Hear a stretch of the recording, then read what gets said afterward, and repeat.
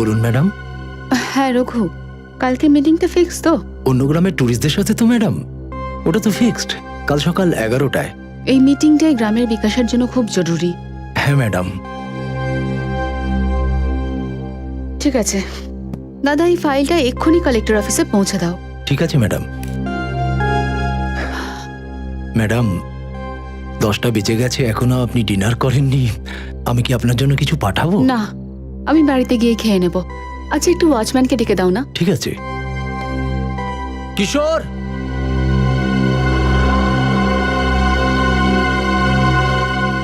কিশোর, কিশোর। মনে হয় ও হয়তো ঘুমিয়ে পড়েছে ম্যাডাম। আবার আমি ওকে নিয়ে আসছি।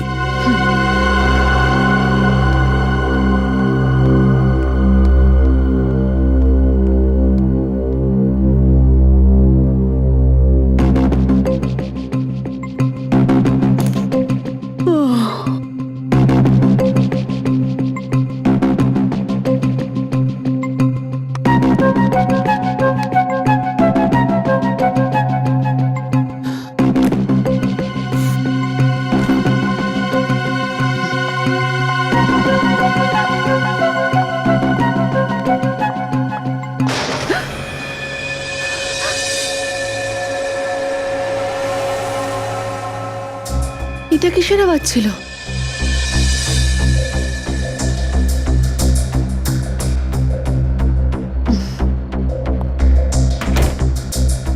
মনে হয় আমিই ভুল শুনলাম।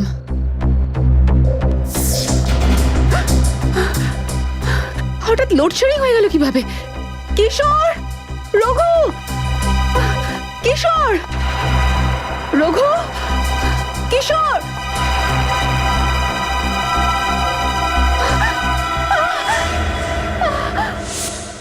ওখানে কে দাঁড়িয়ে? সামনে আসছো না কেন? দেখো সামনে এসে দাঁড়াও, তাহলে এরকম মজা করলে কিন্তু পরে ভুগতে হবে। হেল্প! বাঁচাও! কিশোর, রঘু, বাঁচাও! কি হয়েছে ম্যাডাম? আমি তো কিশোর। কখন থেকে তোমায় ডাকছি, কানে শুনতে পাও না নাকি? আরে ম্যাডাম মাফ করবেন, ঘুম আসছিল না তাই চা খেতে চলে গেছিলাম। কিন্তু আপনি ভয় পাচ্ছেন কেন? কি হয়েছে?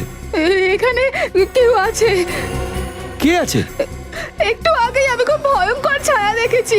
ভয়ানক ছায়া? ভীষণই বড় ছায়া। কোথায় দেখেছেন? ওখানে। ওখানে?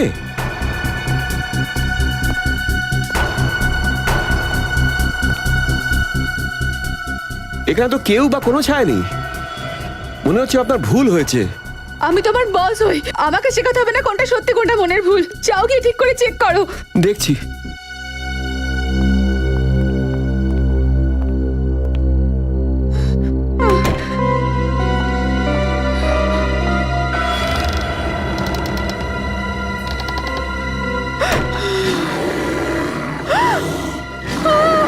কাছে আসবে না, কাছে আসবে না, আমার কাছে আসবে না। কেউ বাঁচাও, বাঁচাও! আরে চল না ভাই, কি করছিস তুই? চল চল।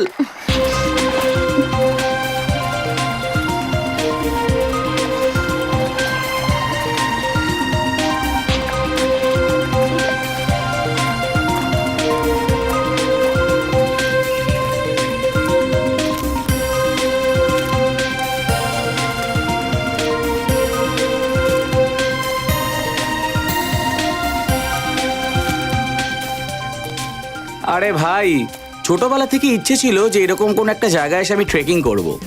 আজ সেই স্বপ্ন আমার পূরণ হলো। ভাগ্য ভালো যে সময় থাকতেই তোর ইচ্ছেটা পূরণ হয়েছে। তা না হলে যদি তোর বয়স হয়ে যেত তখন নাতি নাতনির সাথে এখানে আসতিস আর তোর ইচ্ছেটা ইচ্ছেই থেকে যেত। আরে ভাই তুইও না, ওটা বিউটিফুল। বাবা কি রোজ, তাড়াতাড়ি চল,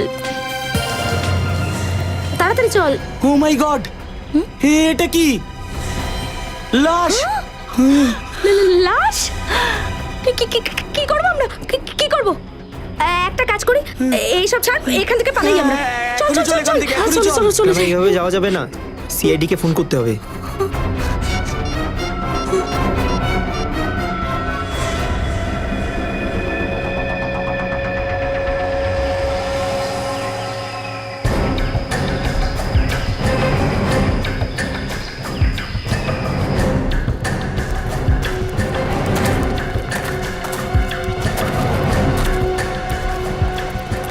এই তোমরা পেছনে যাও, যাও যাও যাও যাও, আর একটু পেছনে যাও। মাথাটা তো একেবারে থেতলে দিয়েছে দেখছি। একটু উল্টাও তো।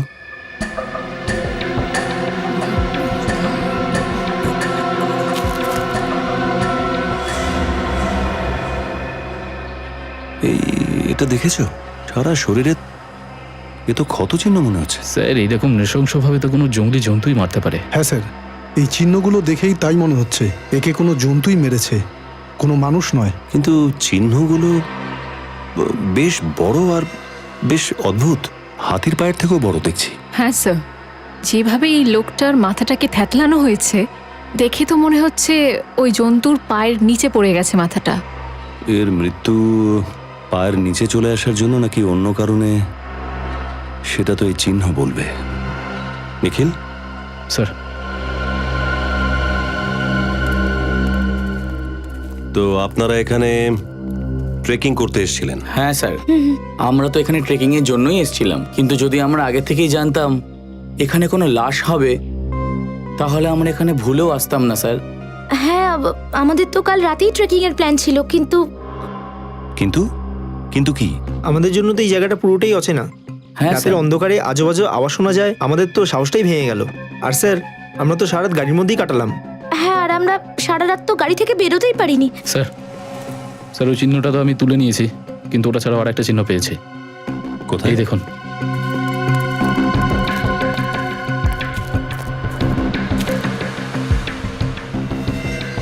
এই খুনি জন্তুটা রাস্তা বানাতে বানাতে গেছে। চলো দেখি। স্যার আপনার কি মনে হয় এই চিহ্ন কোনো জঙ্গলি জন্তুর হতে পারে? এখন জন্তু না জন্তুর মতো অ্যাক্টিং করছে কোনো মানুষ, সেটা তো আমরা বুঝতে পারবোই। এটা কি?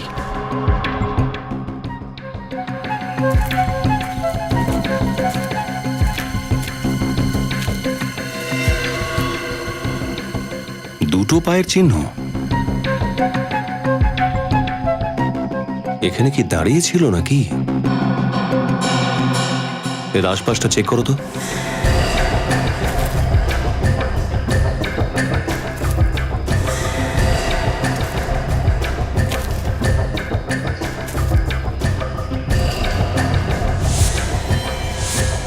ও মাই গড! স্যার,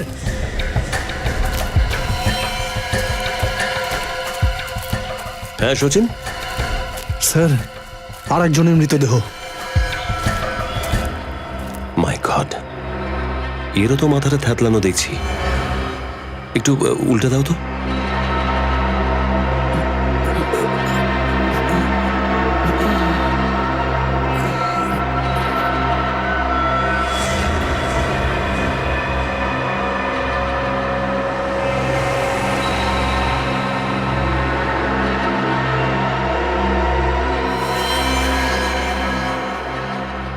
মারার পদ্ধতিটা সেই একই, ওই থ্যাতলানো মাথা আর ওই কাঁটা ছেঁড়ার চিহ্ন।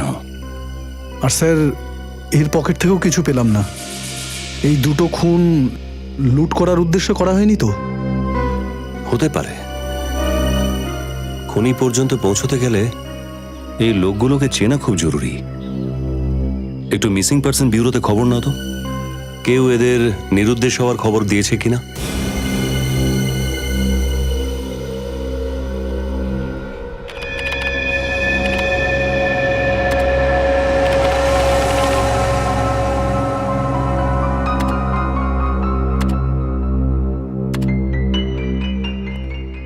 স্যার, স্যার পুরো 350 পশুর পায়ের চিহ্ন চেক করে দেখেছি, কিন্তু যে চিহ্ন আমরা লাশের কাছে পেয়েছি সেটা কোনো জন্তুর নয়। এটা আবার কি চক্কর? জন্তুরও কোনো খোঁজ নেই, কোনো মানুষেরও নয়। আমি একটা কথা বলবো? না, একদম না। তুমি একদম মুখ খুলবে না ফেডরিক। আরে একবার শুনে তো দেখুন স্যার।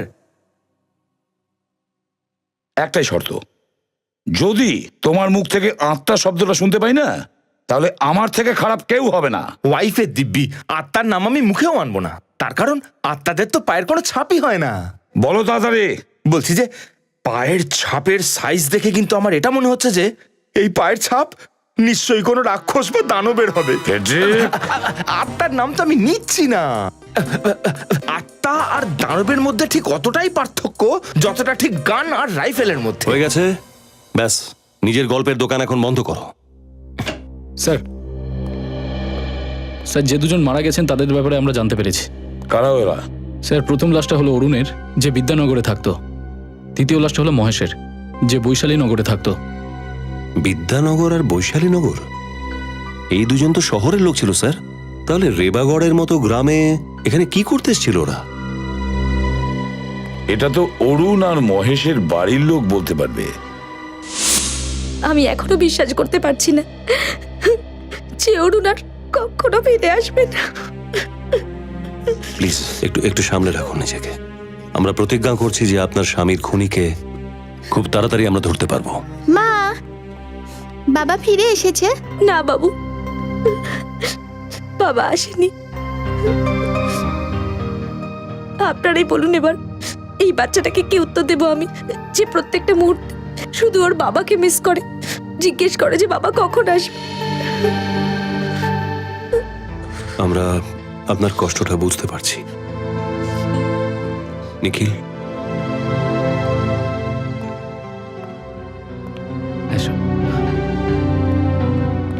আপনার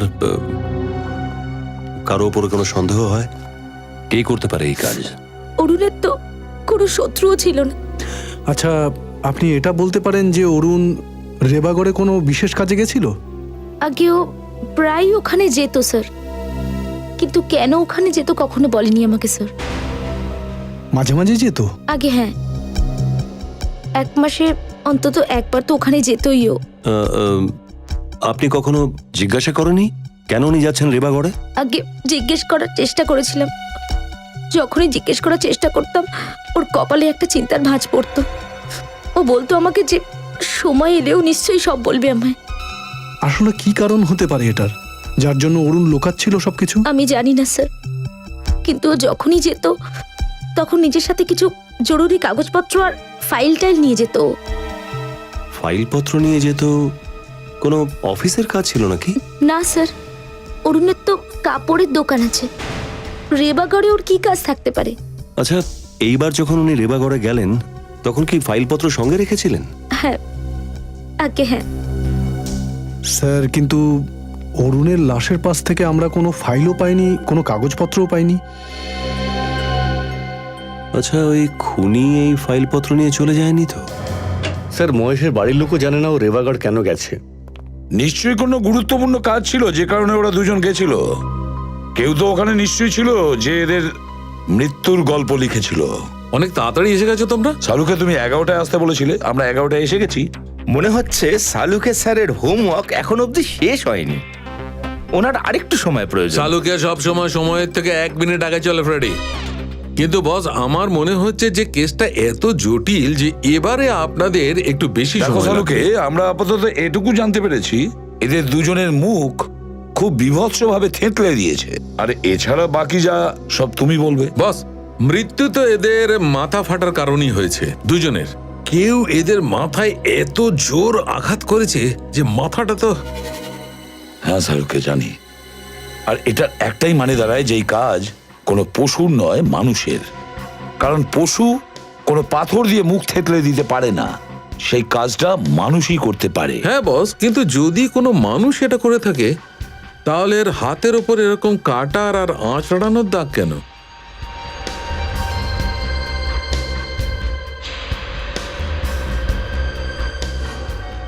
স্যার, এই ক্ষতচিহ্নগুলো তো মানুষের দাঁতেরও হতে পারে। না বিনীত, মানুষের দাঁতের ক্ষতচিহ্ন এইরকমটা হয়। তাহলে শালুকে ক্ষতচিহ্নের ভেতরটাও তো দেখতে পারতে, হয়তো কোনো লালার ট্রেসেস পেয়ে যেতে, আর বুঝতে পারতে কে করেছে, মানুষ না পশু। ও সব কিছু আমরা করেছি বস। তাহলে কি জানতে পারলে? তাতে করে যা জানতে পেরেছি তাতে মনে হচ্ছে এই খুনটা কোনো মানুষের দ্বারা নয়, না কোনো জন্তুর দ্বারা। এই খুনটা কোনো গাছ করেছে। গাছ। কি? গাছ? এটা কি করে হতে পারে স্যার? কারণ এই ক্ষতটা থেকে আমরা এইটা পেয়েছি। এটা কি ধরনের লালা ক্ষতের উপর? এত গাঢ় লালা। এটা লালা নয় ফ্রেডি, এটা হচ্ছে গঁদ বস, গঁদ। কি বললে? গন্ধ? হ্যাঁ স্যার, সেই ধরনের গন্ধ যেটা গাছের ছাল থেকে বের করা হয়। গাছের ছাল থেকে? এদের দুজনের ক্ষত থেকে?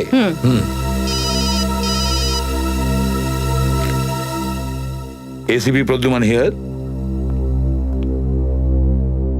কি বললেন? ঠিক আছে, আরো একটা লাশ রেবাগড়ে। আসলে এই খুনিটা কে? যে মানুষ তো বটে, একটা হিংস্র পশুও আবার গাছও।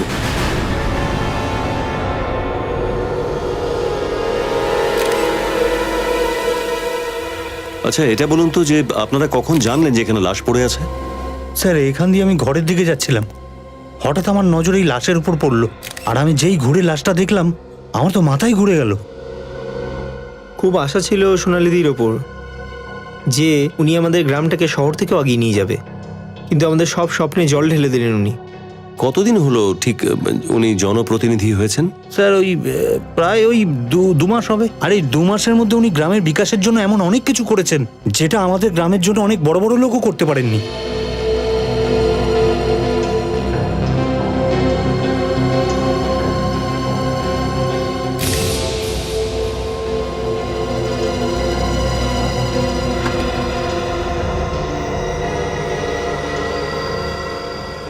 আপনারা যখন এই মৃতদেহটা দেখলেন আশেপাশে আর কেউ ছিল? না। ভেবে বলো, মানে কোনো দূরে কাউকে পালাতে দেখেছো? না স্যার, সত্যি বলছি, কাউকে দেখিনি স্যার। ঠিক আছে, খুন করার প্রক্রিয়াটা কিন্তু একেবারে এক, যেভাবে অরুণকে মারা হয়েছিল আর মহেশকে মারা হয়েছিল। কিন্তু একটা ব্যাপার কিছুতেই বুঝতে পারছি না, 3 জন আলাদা আলাদা লোক, কেউ কাউকে ঠিক করে চেনেনও না।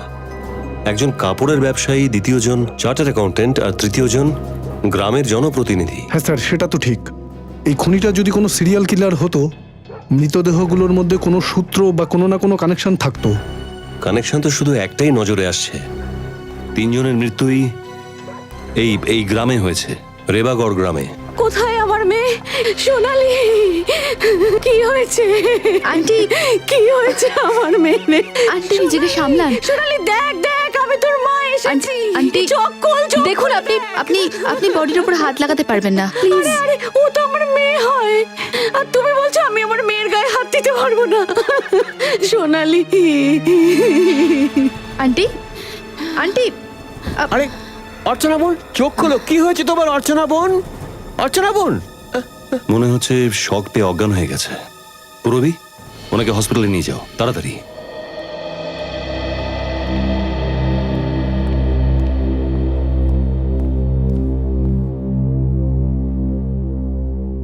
দ্বিতীয়বার বিপি চেক করার আগে আর একবার ওষুধ দেবে, আর প্রেশারটা চেক করে নিয়ে আমাকে একটু খবর দেবে। ঠিক আছে। ডাক্তারবাবু, এখন শরীর কেমন আছে এনার?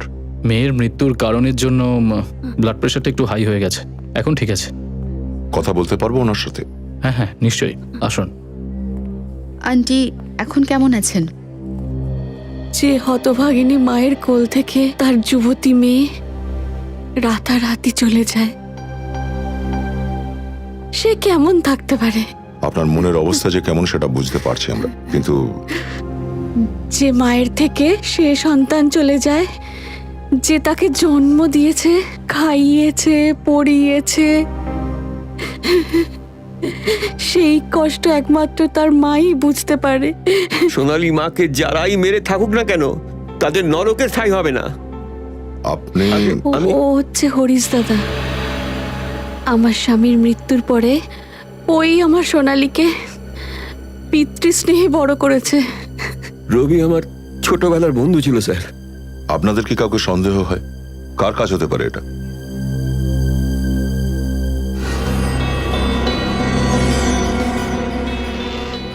ঘাবড়িও না বোন, সব খুলে বলো। যখন সিআইডির লোকেরা এখানে আছে তখন ভয় পার কি আছে?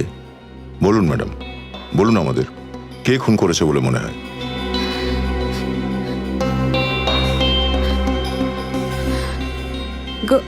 গৌরব। গৌরব? গৌরবটা কে? সোনালীর বন্ধু। খুব তাড়াতাড়ি ওদের বিয়ে হওয়ার কথা ছিল। এই গৌরব আর সোনালি একে অপরকে ভালোবাসতো? ভালো তো সোনালি ওকে বাসত। গৌরবের ভালোবাসা ছিল তাহলে শুধুমাত্র সোনালির টাকার ওপর। যখনই আমি তোমার কাছে পয়সা চাই তখনই তোমার কাছে পয়সা থাকে না কেন? প্লিজ চিৎকার করো না। আমি তোমাকে প্রত্যেক মাসে টাকা দেবো, মাকেও টাকা পাঠাবো, এত টাকা আমি আমি যখন টাকা চাই তখনই তোমার কাছে টাকা থাকে না। তোমার মায়ের জন্য দেওয়া থাকে, বাকি লোকদের দেওয়া থাকে, আমার জন্যই কিছু নেই। তোমার সঙ্গে কথা বলতে চাই না। পয়সা দেবে না সেটা বলে দাও, কিন্তু নাটক করো না আমার সাথে, বুঝেছো? গৌরব প্লিজ। তাহলে গৌরব সোনালীকে টাকা পয়সার জন্য প্রেশার দিত?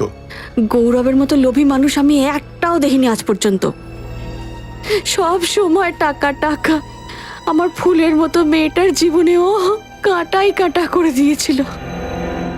সোনালির খুনি ওই।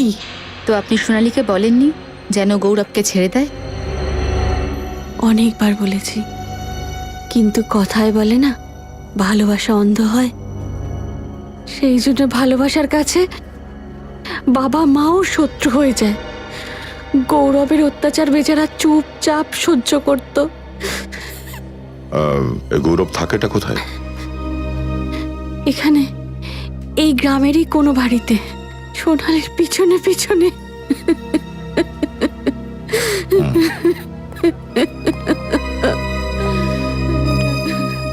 এই গৌরবকে খুঁজে বের করতে হবে, চলো।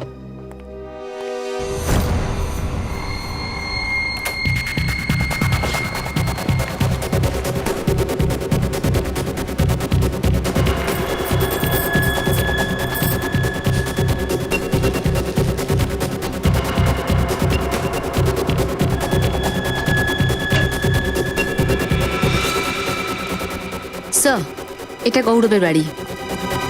এটা এই যে ভাই শোনো, ওই গৌরব আছে কি ভেতরে? আমি এখন তাড়াতাড়ি আসি, পরে কথা বলছি। আরে শুনে যাও তো একটু, অ্যাড্রেসটা তো বলো। কোন অ্যাড্রেস? সিআইডি ব্যুরোর অ্যাড্রেস।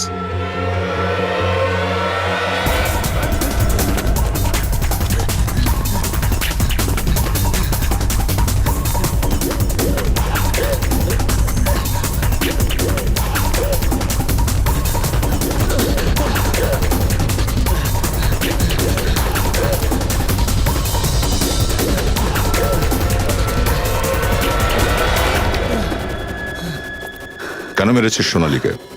দেখুন স্যার, স্যার আমি কাউকে মানিনি স্যার। তুমি ওকে টাকার জন্য বিরক্ত করতে না? হ্যাঁ, টাকা চাইতাম, কিন্তু ও মরে যাওয়াতে সব থেকে লোকসান আমার হলো। টাকা পাওয়া বন্ধ হয়ে গেল। তাহলে স্যার কেন আমি ওকে মারবো? তুই যদি না মেরে থাকিস তাহলে কে মেরেছে? আমি জানি না স্যার ওকে কে মেরেছে, কিন্তু হ্যাঁ ও কোনো কেস নিয়ে খুব চিন্তায় ছিল। কিসের কেস? কেমন কেস? মনে হয় কোনো জমি জমার কেস। এর থেকে স্যার আমি বেশি কিচ্ছু জানি না। ঠিক আছে, যতদিন না ইনভেস্টিগেশন পুরো হয় এই গ্রাম ছেড়ে তুই কোথাও যাবি না। বিনীত, চল চল।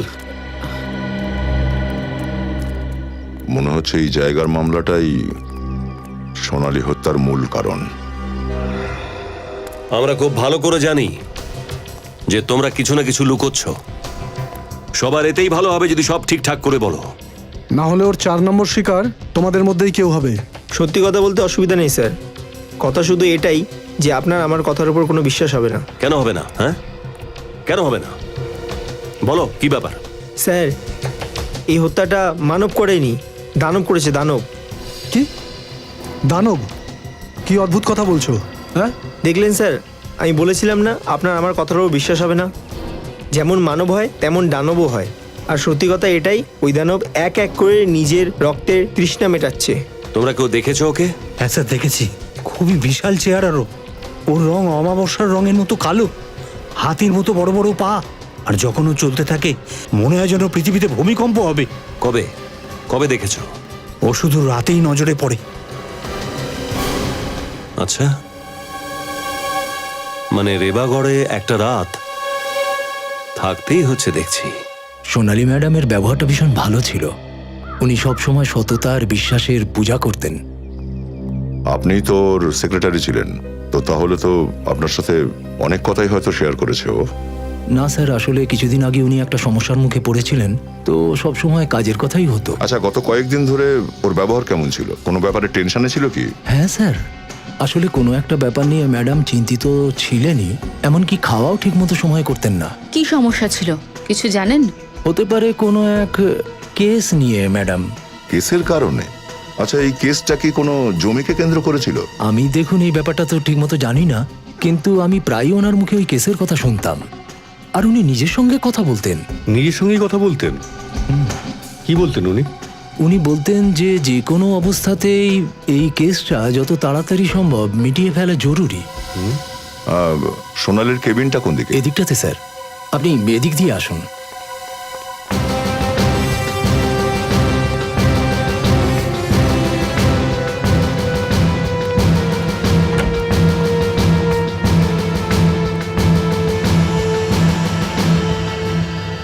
প্রত্যেকটা ফাইল, প্রত্যেকটা কাগজ ভালো করে চেক করো।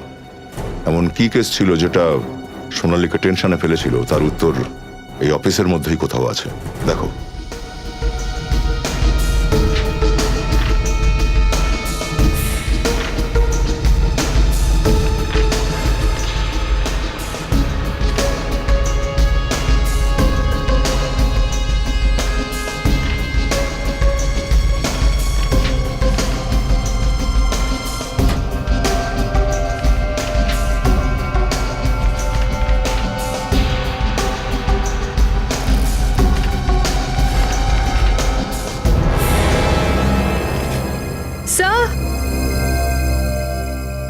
স্যার দেখুন,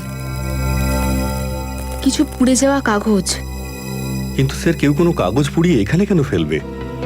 বোধহয় এই কারণেই বিনীত, যে সোনালীর মৃত্যুর রহস্য এই কাগজের টুকরোর মধ্যেই ছিল। স্যার দেখুন, অর্ধেক পোড়া ফাইল। এখানে কিছুর একটা ছাপ আছে মনে হয়। স্যার বোধহয় আগের পাতার কোনো প্রিন্টের ছাপ এই ফাইলে রয়েছে। রঘু, এদিকে এসো। কি হয়েছে স্যার? কি ব্যাপারে সব? এই কাগজ, এই ফাইল কে পুড়িয়েছে? সরকারি ফাইল কেউ জ্বালিয়ে দিয়েছে? এটা কে করেছে স্যার? তুমি আমাদের জিজ্ঞাসা করছো? এখানে অফিসে আমরা থাকি না, তুমি? হ্যাঁ ঠিকই, কিন্তু স্যার সোনালীর কেবিনে তো সব থেকে বেশি তুমিই যাতায়াত করতে, তাই না? ঠিক বলেছেন ম্যাম, কিন্তু আমি কেন ফাইল জ্বালাবো? হতে পারে সোনালী ম্যাডামই এটাকে। বাহ, খুব ভালো। যে মারা গেছে সব দোষ তার ঘাড়েই ফেলে দাও। কে? আমি সত্যি জানি না এই কাজটা কে করেছে স্যার। এই ফাইলটা দেখো। বলতে পারবে এই ফাইলটা কিসের ছিল?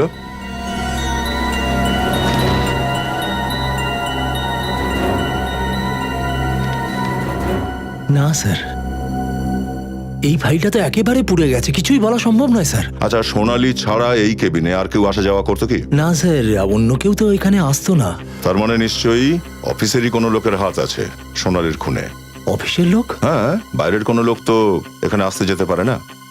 এ তো ভেতরেরই কোনো লোকের কাজ। কিন্তু কে স্যার? সেটা তো এই ফাইল উদ্ধার করার পরে বোঝা যাবে।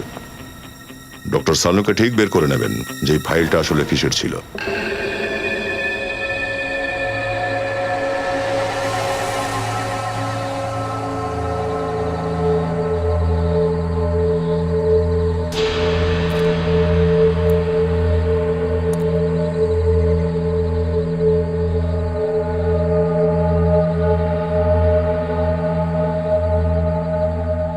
নিখিল, কিছু দেখতে পেলে? না স্যার, এখনো পর্যন্ত পাইনি দেখতে। হয়তো আসবে এখানে। ঠিক আছে নিখিল। শ্রেয়া, তোমরা দুজনে একদম অ্যালার্ট থেকো, যে কোনো মুহূর্তে আসতে পারে।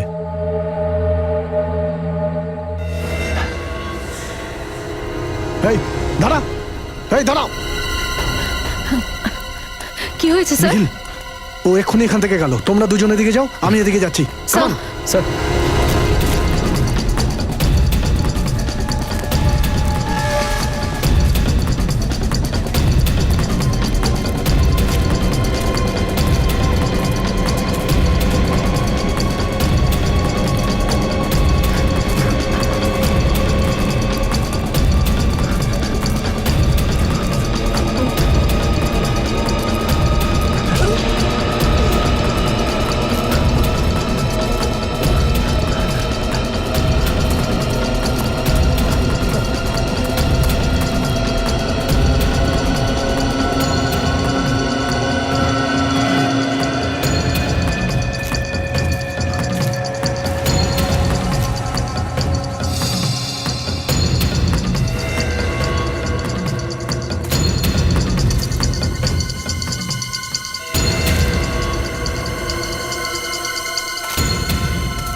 আচ্ছা স্যার।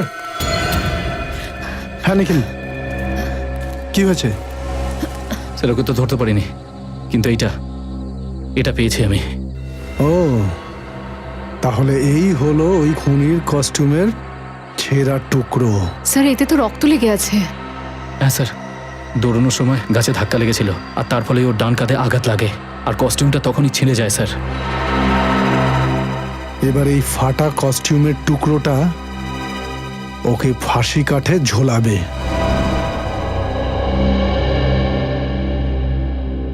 সালুকে স্যার, দেখবেন আবার এমন না হয় যে কটা অক্ষরই ফাইলে বেঁচে আছে সেগুলো উড়ে যায়। 1 মিনিট চুপচাপ দাঁড়িয়ে থাকো আর যা করছি সেটা দেখে যাও।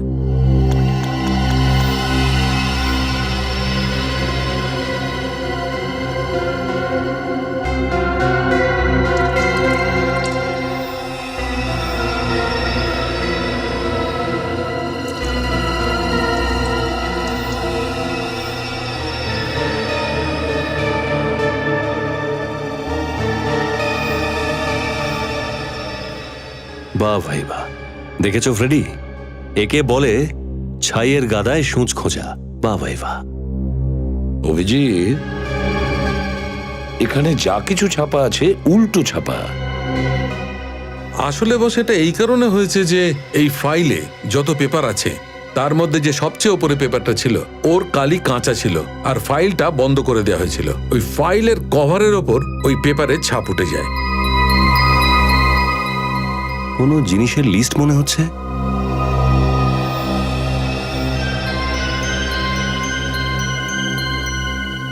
সারিকা, একটু আয়নাটা নিয়ে এসো তো। স্যার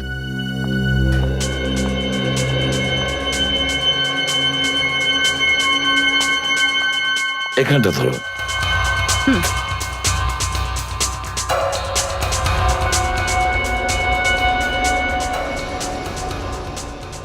অভিজিৎ, এটা তো কোনো নামের লিস্ট দেখছি।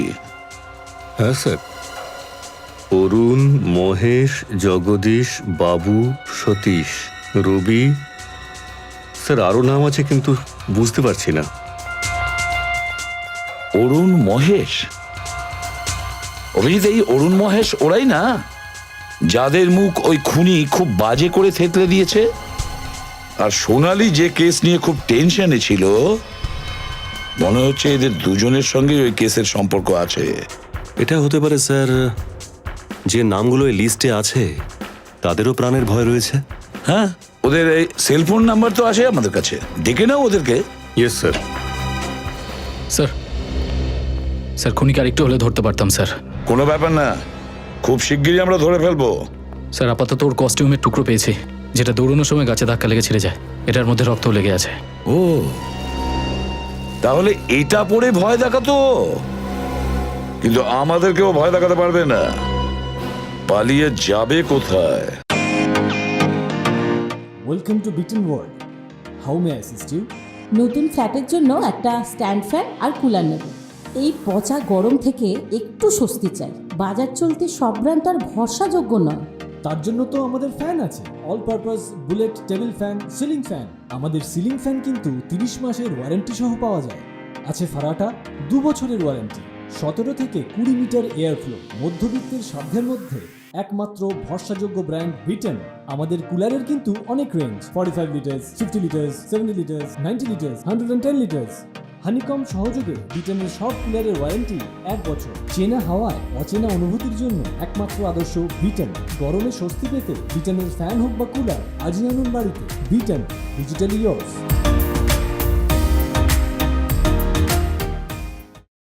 স্যার, আমরা জানি এই খুনটা কে করছে। আপনারা জানেন কে সে? রাজেশ। রাজেশ? কে এই রাজেশ? 1 নম্বরের ফ্রড স্যারও। স্যার, গ্রামে একটা জমি আছে যেটা কিনা সরকারি জমি, কিন্তু এই জমিটা প্রতারণা করে উনি 9 জনকে বিক্রি করেছে। কি? একটা সরকারি জমিকে 9টা ভিন্ন ভিন্ন মানুষকে বেচে দিয়েছে? হ্যাঁ স্যার, আর ওদের মধ্যে 4 জন আমরা দাঁড়িয়ে আছি। তাহলে কি এই মহেশ আর অরুণও?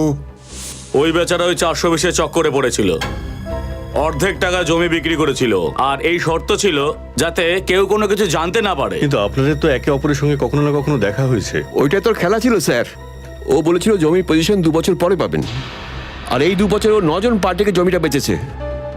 আর ব্যাপারটা আমরা জানতেই পারিনি যে আমরা কতটা ঠকে যাচ্ছি। তো এই কথাটা আপনারা জানতে পারলেন কবে? এই 1.5 মাস আগে স্যার আমরা এই কেসটা নিয়ে সোনালিদির কাছে গিয়েছিলাম। যেহেতু উনি জনপ্রতিনিধি, তাই ভেবেছিলাম পয়সা আমরা পেয়ে যাব। কিন্তু সোনালী ম্যাডাম তো খুন হয়ে গেছেন। স্যার এই সবের পেছনে ওই রাজেশই আছে। রাজেশকে ছাড়বেন না স্যার। এই রাজেশ থাকে কোথায় আপনারা জানেন কিছু? স্যার ওর অ্যাড্রেসে সবকিছু নকল ছিল। আমার তো মনে হয় ওর নামটাও নকল। ঠিক আছে, আপনারা যেতে পারেন। হ্যাঁ স্যার, নমস্কার স্যার। নমস্কার স্যার। স্যার আপনি এদের যেতে দিলেন sir? 1 minute Fredrick, 1 minute. Nikhil sir, তুমি বলছিলে না যে দানবের ডান হাতে চোট লেগেছে গাছে ধাক্কা লেগে যখন পালাচ্ছিল? হ্যাঁ স্যার। অভিজিৎ, এই রাজেশের আসল পরিচয় জানতে পেরেছি।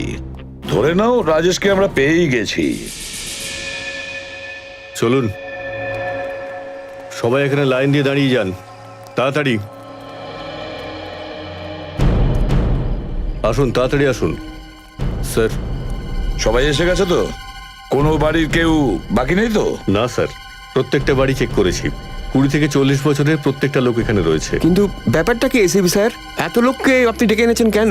সেটার কারণ এটাই জমিদার বাবু, যে ওই খুনিকে এই এত লোকের ভিড়ের মধ্যেই আমরা খুঁজে পাবো। খুনি গায়েরই একজন? হ্যাঁ জমিদার বাবু, এই খুনি এখানে, এই গ্রামে, আপনাদেরই গ্রামের কেউ হবে, বুঝেছেন? আপনাদেরই গ্রামের। কিন্তু সে কে, এই ব্যাপারটা আপনারা জানবেন কিভাবে? খুনি আসলে কে সেই খবরটা নেওয়ার ওষুধও আমাদের কাছে আছে। দয়া, হাতা উপরে তোলো।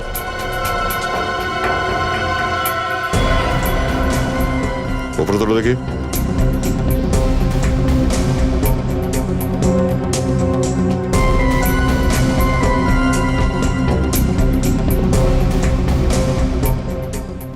কি দেখছেন স্যার? কিচ্ছু না। আমি দেখাবো না স্যার। কেন? জামার হাতাটা তোলো উপরে।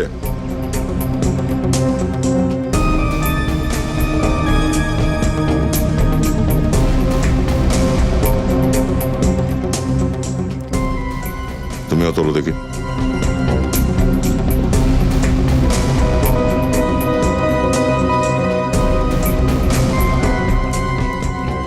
স্যার, এদের মধ্যে তো কেউ নয়।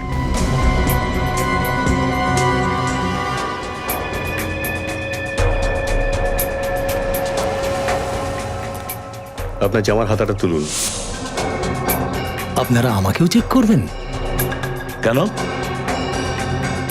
তুমি কোনো স্পেশাল লোক নাকি? হ্যাঁ, আমি তো সোনালী দেবীর সেক্রেটারি, আমার হাত দেখার কি দরকার আছে? তোমার হাত তো আমাদের প্রথমেই চেক করা উচিত ছিল। হাত দেখাও। চলো। লেফট না রাইট?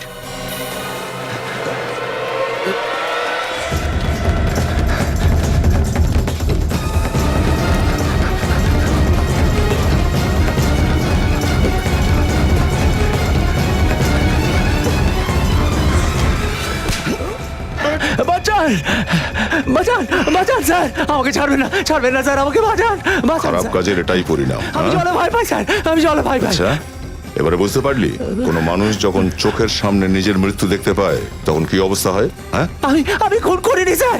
স্যার আমি খুনের নাম বলে দিচ্ছি স্যার। খুন তুই করিসনি? না স্যার, আমি খুন করিনি স্যার। এই পুতুল নাচের পিছনে অন্য কেউ আছে স্যার। তোলো একে।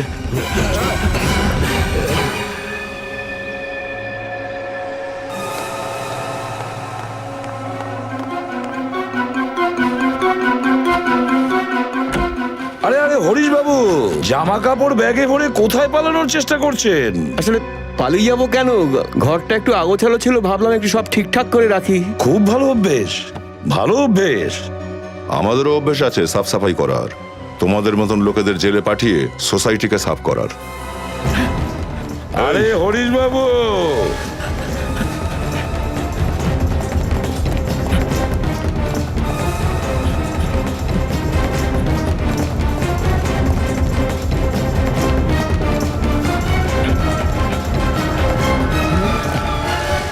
এত জোরে দৌড়লে তো হাসপাতালে যেতে হবে।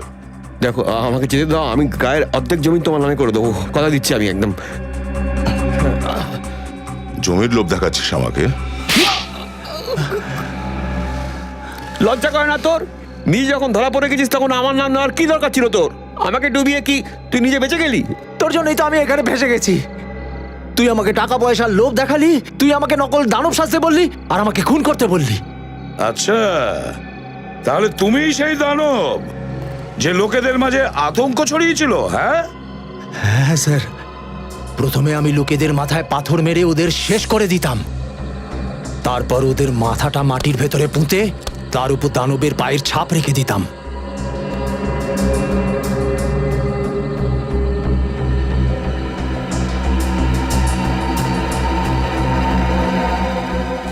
তারপর ওদের আঘাতের জায়গায় গাছের গঁদ লাগিয়ে দিতাম, যাতে মনে হয় এটা দানবের লালা। কিন্তু আমি তো শুধু মারতাম স্যার, কিন্তু এই সমস্ত প্ল্যান এ আমাকে বলেছিল। চুপ!